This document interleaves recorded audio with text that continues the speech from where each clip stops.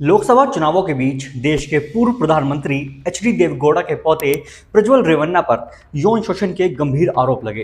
प्रज्वल रेवन्ना कर्नाटक की हासन सीट से जेडीएस के सांसद हैं। इस चुनाव में जेडीएस बीजेपी के साथ गठबंधन में है। प्रज्वल पर लगे आरोपों के चलते इंडी गठबंधन ने बीजेपी को घेरने की भी कोशिश की। जैसे ही प्रज्वल पर आरोप लगने शुरू हुए, वो देश छोड़कर भाग गए। आज की तारीख में सांसद प्रज्वल रेवन्ना फरार चल रहे हैं। यौन शोषण के आरोप लगने के बाद प्रज्वल रेवन्ना डिप्लोमेटिक पासपोर्ट के जरिए देश से बाहर जाने में कामयाब हुए। वहीं अब प्रज्वल रेवन्ना का डिप्लोमेटिक पासपोर्ट रद्द करने की बात की जा रही है। विदेश मंत्री एस जयशंकर ने इस बात की पुष्टि की है। एस जयशंकर ने कहा है कि कर्नाटक सरकार के अनुरोध के बाद रेवन्ना का डिप्लोमेटिक पासपोर्ट रद्द करने की प्रक्रिया शुरू हो गई है। आपको बता दें कि लगातार उठ रहे सवालों के बीच कर्नाटक सरकार ने रेवन्ना का डिप्लोमेटिक पासपोर्ट रद्द करने की सिफारिश की थी। यौन शोषण जैसे गंभीर आरोप लगने के बाद भी प्रज्वल रेवन्ना के देश से फरार होने के पीछे डिप्लोमेटिक पासपोर्ट एक बड़ा जरिया बना। तो आइए जानते हैं कि आखिर ये डिप्लोमेटिक पासपोर्ट होता क्या है और इसका लाभ प्रज्वल रेवन्ना को कैसे मिला।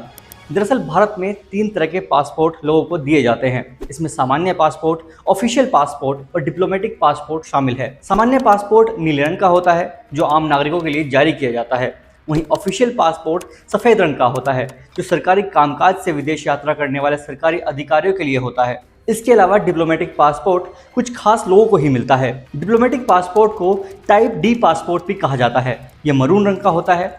डिप्लोमेटिक पासपोर्ट कुल 5 तरह के लोगों को जारी किया जाता है। इसमें राजनयिक दर्जा रखने वाले लोग, भारत सरकार के ऐसे वरिष्ठ अधिकारी जो सरकारी काम से विदेश जा रहे हैं, विदेश सेवा आईएफएस के ए और बी ग्रुप के अधिकारी, विदेश मंत्रालय और आईएफएस की फैमिली और सरकार की ओर से आधिकारिक यात्रा करने वाले व्यक्ति। इसमें केंद्रीय मंत्री, सांसद, राजनेता और उनकी पत्नी भी आती हैं। इस पासपोर्ट की वैधता 5 साल की होती है, जिसे पहले भी रद्द किया जा सकता है। डिप्लोमेटिक पासपोर्ट को वीवीआईपी पासपोर्ट भी कहा जाता है। इसकी खास बात यह है कि इसे रखने वाले व्यक्ति को कोई वीज़ा फीस नहीं देनी पड़ती। साथ ही विदेश में उन पर किसी तरह की कानूनी कार्रवाई नहीं हो सकती और उन्हें गिरफ्तार भी नहीं किया जा सकता। रेवन्ना कैसे हुए फरार? वैसे तो कोई डिप्लोमेटिक पासपोर्ट होल्डर व्यक्ति अपने निजी कामकाज के लिए इसका इस्तेमाल नहीं कर सकता है। वहीं विदेश जाने से पहले सांसद को सदन के सेक्रेटरी जनरल को 3 हफ्ते पहले इसकी सूचना भी देनी पड़ती है। इसके साथ ही उसे अपनी विदेश यात्रा के उद्देश्य की जानकारी भी देनी पड़ती है। ऐसे में सवाल उठता है कि रेवन्ना अचानक से कैसे फरार हो गए। दरअसल भारत का 34 देश के साथ वीजा वेवर एग्रीमेंट है, जिसके तहत डिप्लोमेटिक पासपोर्ट होल्डर को इन 34 देशों में जाने के लिए वीज़ा की ज़रूरत नहीं होती। साथ ही अगर इससे कोई बाहर जाता है तो वो दूसरे देश में 30 से 90 दिनों तक रुक सकता है। इसी एग्रीमेंट का फायदा उठाकर प्रज्वल रेवन्ना अप्रैल में ही जर्मनी भाग गए। क्या रद्द हो सकता है रेवन्ना का डिप्लोमेटिक पासपोर्ट?